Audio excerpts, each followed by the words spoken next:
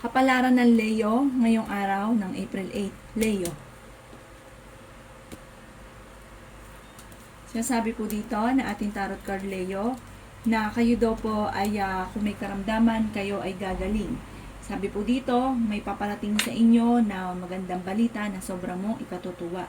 Meron daw po malaking magandang pagbabago na magaganap at meron kang problema na matutuldukan.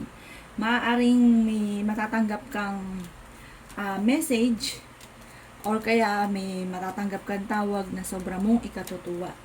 Sabi rin po dito, maaaring sa ngayon ay naboboring ka na sa buhay daw po ninyo. Kung ikaw daw po ay walang trabaho, maghanap ka ng trabaho at ikaw daw kaagad ay matatanggap. Meron kang hindi inaasahan na pera na paparating. Nasabi rin dito na pinanghihinaan ka lang daw po ng loob. Sinasabi rin po dito na maaaring pakiramdam ninyo na patagal ka na nagtitiis. Malakas daw po ang inyo pong karisma. Maaaring sa ngayon ay pakiramdam ninyo ay kayo hindi sinuswerte. Marami kang mga kabiguan at mga pagtatalo at ingatan nyo daw po ang inyo pong kalusugan. Marami ka daw pong takot at parang kayo ay parang pakiramdam ninyo yung matagal nyo na itong pinagtitiisan.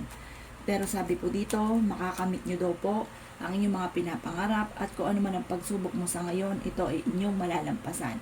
Maging matagumpay ka, kayo daw po yung ambisyosong tao, makakamit nyo daw po kung ano man daw po yung pangarap ninyo, focus ka lamang at magsipag. Sabi rin po dito, maaaring kayo daw po ay kung may karamdaman ka, gagaling kayo. Sabi rin po dito, huwag nyo daw po sayangin ang inyo pong talento. Sabi rin dito, huwag ka rin makakalimot, magdasal at maging mapagpasensya. Ang inyo pong lucky color ay color pink at ang lucky number po ninyo ay nagsisimula sa 39. Ganon din po ang 40, 42, number 6, number 12 at number 18. Good luck po!